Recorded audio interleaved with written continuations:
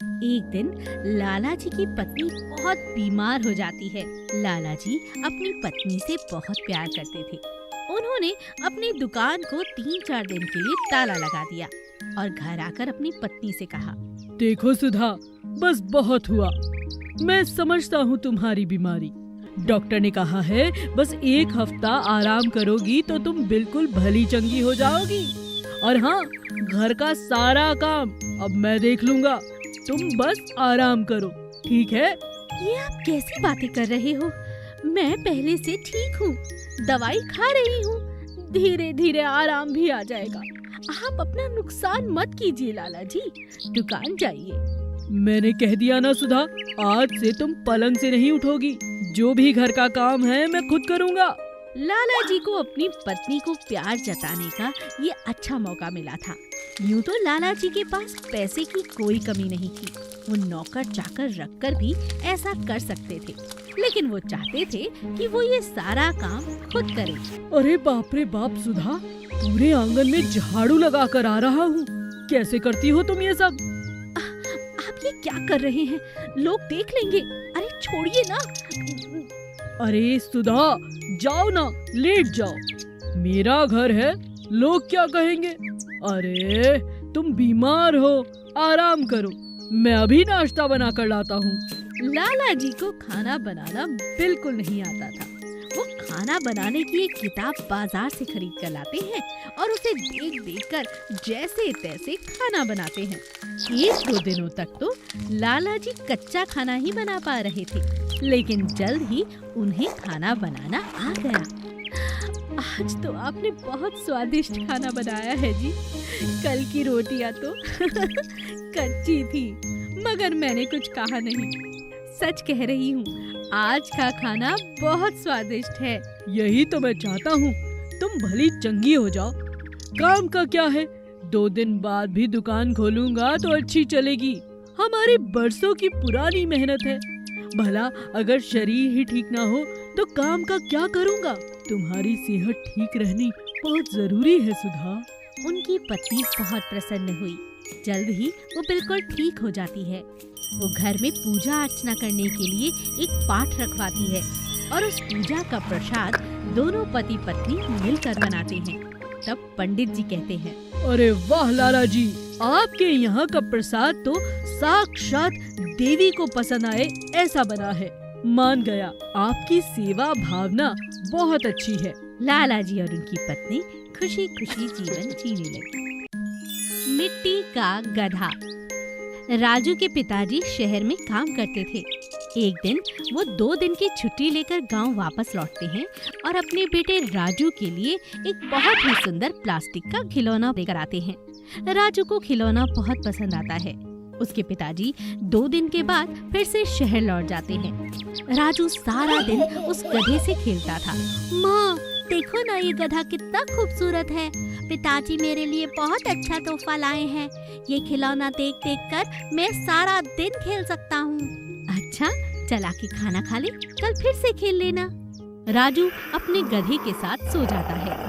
अचानक रात में बहुत तेज तूफान आता है। पलंग से उसका गधा नीचे गिर जाता है और टूट जाता है। राजू जोर जोर से रोने लगता है। मम्मी, देखो ना, पिताजी जो मेरे लिए तोहफा लाए थे वो टूट गया। ये प्लास्टिक का था। माँ, मैं क्या करूँ? राजू की माँ उसे चुप कराती है, बहुत समझाती है, लेकिन राजू रोने से बाज ही नहीं आता। अगले दिन वो अपने आंगन में बैठा बैठा अपने गधे के बारे में सोच सोच कर रो रहा था। माँ, मैं किससे खेलूंगा? मुझे तो उस गधे से प्यार हो गया था। उसके सिवा अब और कोई अच्छा नया खिलौना मेरे पास नहीं है। अरे बेटा, चिंता क्यों करता है? ये ले, तू अपनी ड्राइंग की कॉपी और पेंसिल ले और उसका चित्र बना और उसे अपने पास हमेशा रखना। धीरे धीरे करके राजू एक चित्र बनाता है, हूबहू अपने गधे जैसा। उसे काट कर वो अपने पास रखता है, लेकिन एक दिन फिर से आंधी आती है और वो कागज उड़ जाता है। हाँ माँ, मेरा वो कागज का गधा उड़ गया। मैं क्या करूँ? अरे अरे, अब तो तुझे गधा बनाना बहुत अच्छे से आ गया है। थोड़ी सी चिकनी मिट्टी ले ले, इससे जरा बनाकर तो देख। राजू धीरे धीरे कई दिनों तक उस मिट्टी से गधा बनाने की कोशिश करता है। एक हफ्ते के बाद राजू कामयाब हो जाता है। अब उसके पास मिट्टी का हूबहू गधा था, जो पहले प्लास्टिक का था और फिर कागज का। उसकी माँ यह देखकर हैरान रह जाती है। अरे राजू, इतना खूबसूरत गधा! अरे मेरे बच्चे, तेरे हाथ में तो जादू है। अब तो तुझे तेरे पिताजी के साथ बड़े होकर शहर भेज दूंगी। वहाँ पर बहुत बड़े बड़े कलाकार हैं जो मूर्तियाँ बनाना सिखाते हैं। तेरे हाथ का जादू देखकर तेरे पिताजी भी खुश हो जाएंगे। अब राजू का गधा कभी नहीं टूटता। और माँ, एक और अच्छी बात हुई है, अगर ये टूट भी गया तो मुझे अब गधा बनाना आता है। बिल्कुल, देखा, अगर कोई चीज हमसे दूर हो जाए तो कहीं न कहीं उसमें भी हमारे लिए कुछ अच्छा ही छुपा होता है और वो समय के साथ हमारे सामने आ जाता है। जंगल में बंदर ने एक दर्जी की दुकान खोली। उसके कपड़े हर किसी को पसंद आने लगे। सभी जानवरों ने अपने अपने लिए उससे कपड़े बनवाए। एक दिन हाथी उसके पास गया और कहने लगा, अरे सुनो भैया, मेरे लिए भी अच्छे से कपड़े बना दो। सर्दियाँ आ रही हैं, ठंड न लग जाए। क्यों नहीं, आज शाम तक तुम्हारे कपड़े तुम्हें मिल जाएंगे। मैं अभी तुम्हारा नाप ले लेता हूँ। बंदर हाथी का नाप ले लेता है और शाम तक बड़ी मेहनत के साथ हाथी के कपड़े बनाकर तैयार कर लेता है और उसका इंतजार करने लगता है। शाम को हाथी उसके पास आता है। अरे वाह, तुमने तो सच में मेरे कपड़े बनाकर तैयार कर दिए। बहुत सुंदर रंग है और बहुत अच्छे लग रहे हैं।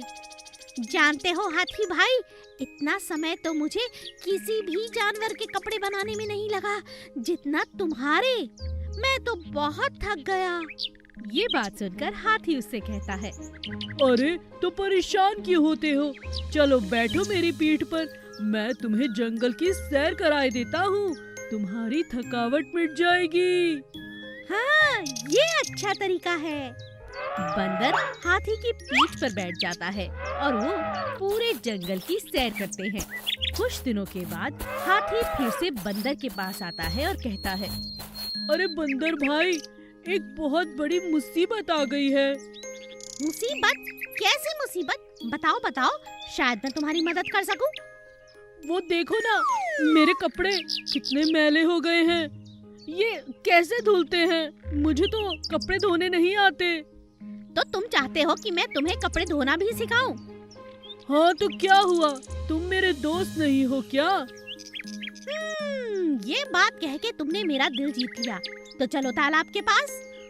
दोनों दोस्त मिलकर तालाब के पास जाते हैं और वहाँ बैठकर अपने अपने कपड़े धोने लगते हैं।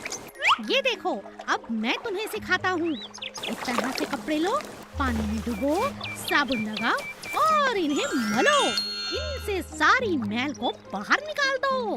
ये तो बहुत मजेदार काम लग रहा है। हाथी और बंदर पेड़ के ऊपर अपने कपड़ों को सुखाते हैं। ये देखो, आज हम दोनों ने सच में बहुत बड़ा काम किया है। कल तक ये हमारे कपड़े सूख जाएंगे और फिर हम नए नए साफ सुथरे कपड़े पहनेंगे। तो दोस्त, ये जगह आज से पक्की रही। हर रविवार हम यहाँ अपने कपड़े धोने के लिए आया करेंगे। हाँ, ये बिल्कुल ठीक है। और तुम रविवार की छुट्टी रखना, कोई काम नहीं। मैं तुम्हें लेने आऊँगा और हम दोनों आकर तालाब में कपड़े धोया करेंगे। ठीक है ना? बिल्कुल ठीक। मयूर नाम का एक बहुत ही खूबसूरत मोर जंगल के पास रहा करता था। उसके 2 अंडे हुए, जिन्हें देख देखकर वो बहुत खुश होता था। एक दिन वो अपने अंडों से बातें कर रहा था कि अचानक तेज बारिश आ गई। मोर खुशी के मारे झूमने लगा, नाचने लगा। आहा, कितना खूबसूरत मौसम हो गया है। देखो मेरे प्यारे अंडों, मौसम इतना सुहाना है। मोर जोर जोर से नाचने लगा, बारिश का आनंद लेने लगा। वो खुशी में इस तरह से झूम रहा था कि मानो उसकी खुशी का कोई ठिकाना ही ना हो। अचानक एक बहुत बड़े पत्थर से उसका पैर टकराया और वो घायल हो गया। आह, आह, मेरा पैर, मेरा पैर!